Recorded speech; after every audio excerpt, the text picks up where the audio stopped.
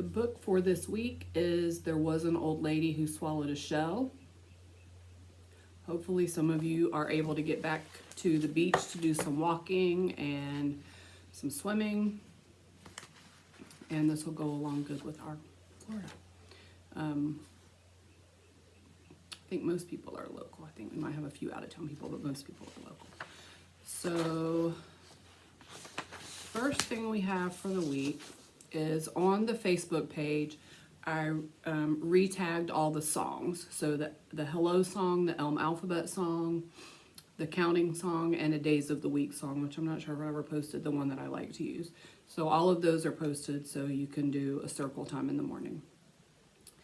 I did not read that book this week. I actually found a YouTube video that I thought was pretty good. I did watch it, so that's a good reading for the week. The first thing that you're going to make is you're going to make an old lady to swallow all the items. Now, when you get this, what you're going to want to do is cut. You don't have to cut a hole, but you want to cut at least an oval in the mouth here. And you want to cut out this circle in the belly. And then you want to go on the back and you want to tape under the mouth, but to cover the hole that you cut out of the stomach, a Ziploc sandwich bag. A sandwich size should fit, or a quart maybe, but a sandwich one should work. Okay? So you're going to have an open mouth and you're going to have a clear part where you can see the belly. And then you're going to get this page that has two because it's made for a classroom set, so you would cut it in half, but you can use them for something else too. So you want to cut out all of the pieces. What you might want to do is cut it in half, give your little one to let them cut it out, and if they cut them out okay, then use them. If not, then you'll have another one to cut out. But you're going to retell the story after you've read it several times, and you're going to take the pieces, and then when you drop them in the mouth, you'll be able to see them in the plastic bag. Kids love this. I've done this with every one of the old lady books that I have when I was a classroom teacher, and it's always a big hit. If you have a laminator at home, you might want to laminate this first before you cut the mouth and cut the stomach, or leave the stomach part, cut the stomach out, cut the mouth, start over. Cut the stomach out, laminate it, then cut the mouth out. Then when you put the baggie on the back, it's just a little bit stiffer. But if you don't, it'll still work. Okay, that is one of the literacy activities. Another literacy activity is to make your own book. So this is several pages. There is a lot of paper in this week's packet. Do not feel obligated to print them all. Go through and print out what works for you. Okay, so this is going to make a book. You're going to cut it in half. You're going to put it together. And it's just going to go through every part. So There Was an Old Lady Who Swallowed a Shell is the name of the book. Then it's going to go through each thing that she swallows. And in the very last page, you'll see the directions of how they were using it. We're going to use it a little bit differently. So this part you're going to just throw away. But then when you get to the pieces, cut them out. And then as you go through the story, fill in the piece and glue it down. What you can do if you have a laminator is laminate the whole thing, put Velcro here to store the pieces, and put Velcro there so you can reuse it. So if you have a laminator, you might want to do that. Another literacy activity that's a little bit higher level, and so it may not work for some kids, but for some it will, are some story questions. So it says, what can you put everything you find on the beach in? And it's got a pail, a shell, and a crab. What animal has claws? It's got a crab, a fish, and a seagull. So some story questions, okay? For math and science, we've got some A-B patterning, and A-B patterning just means two things. So red, yellow, blue, green, and then you continue the pattern, okay? Then there is a blank one if you have a child who wants to create their own pattern, all right? We have some counting activities. So if you didn't save the number cards from a previous activity, here's the number cards 1 through 20. And then there is a page of shells. Now, if your child is going to count past 12, you're going to want to possibly print 2 of these. So you're going to have this mat. You're going to take a number card, so cut these apart. And let's say you put the number 3 up here. Then they need to put 3 shells on the beach. So go through however many numbers your child can count. and work on counting out the shells. Okay, a what comes next patterning. So this one is an AB pattern because it only has 2. But then when you get to this one, this is like an ABB pattern. So you have an orange shell, a white and a white, orange, white, white. What would come next? And then you've got the pieces down here that would come. Oh, sorry, I guess it helps if you can see it for what would come next. There is another book to make. In my classroom experience, kids love making little books that they can then keep their hands on and they know that they sort of help write the book. This one is called Fishy Friends. And so this one goes through different colors. One red fish wondering what to do, found a friend, and then there were 2. Then you have a page of the fish. Now I have found that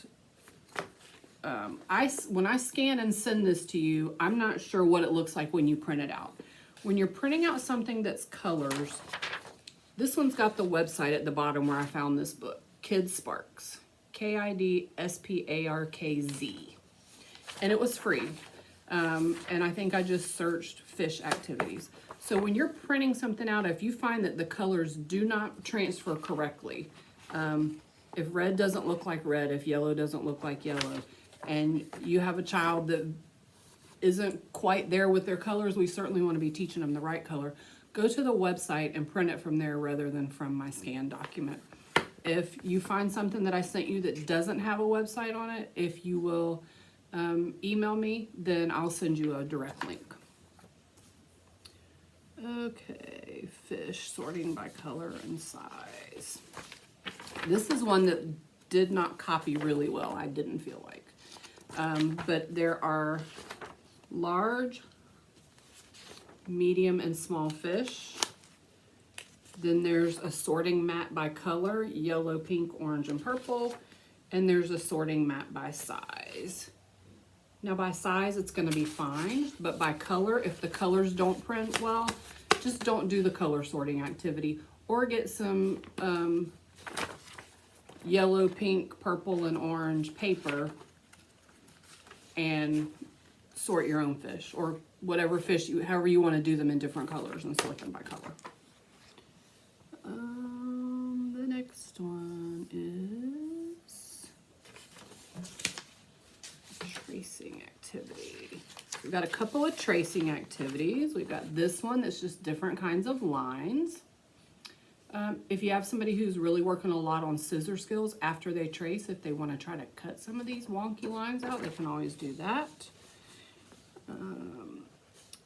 Another fine motor activity is Play-Doh and seashells. So most of us will likely have some seashells at home. If you don't, sometimes Dollar Tree has them if you can't make it out to the beach. But use the seashells and smush them in the Play-Doh and show how that they make the shapes. Another fine motor is a shell tracing, so the word shell and the shape shell. Fill the bucket. So this is another counting activity. These are the shells, so let your child cut. If they're not quite to the point where they can cut all the way down here and then also cut across, maybe cut these into strips for them and then let them just do the snipping to snip them apart, okay? And then you have a fill the bucket. So you're gonna use the same number cards, put a number card here, and then they need to count out that many shells.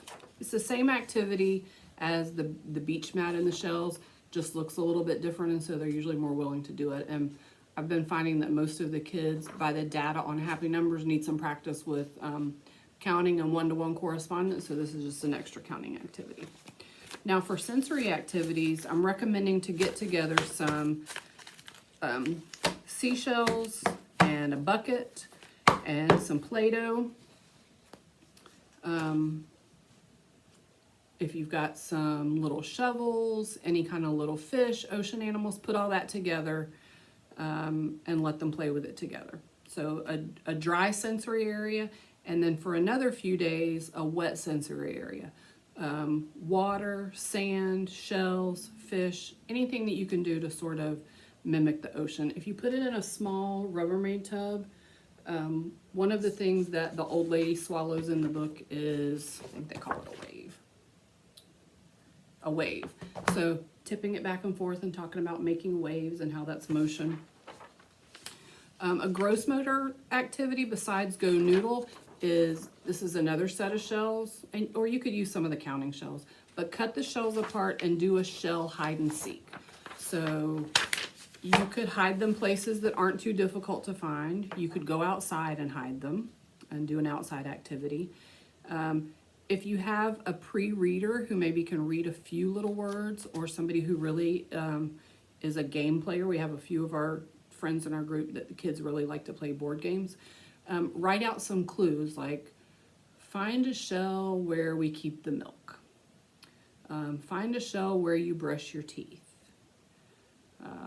Find a shell where we get the mail. You know, write some clues, hide them, and let them go and find them. We have a couple of crafts this week. The first one is to make fish puppets, and it looks like this. You're going to just, on any kind of paper, if you have scrapbook paper, if you have cardstock, computer paper, whatever you want to do, cardboard, a cereal box works, you're going to put your little one's hand down, trace their hand 2 or 3 times, however many puppets they want to make, and put on either a wiggly eye or make an eye, put it on a popsicle stick or a straw, and decorate it with some sparkly stuff. The next one is a shell made out of paper plates. Okay, I put the up here to show you. This is the paper, the white paper plate, and the parts that you cut off to sort of make it look like a scallop shell. Then let them paint, color, whatever. Then you're going to take a hole punch 4 holes at the bottom, 4 at the top, or you can punch more if they really like to lace, and let them lace with yarn. Just lacing, come up and go down, and then go through the back, come up and go down. So those are the 2 crafts that we have for this week. Thank you for being patient with me.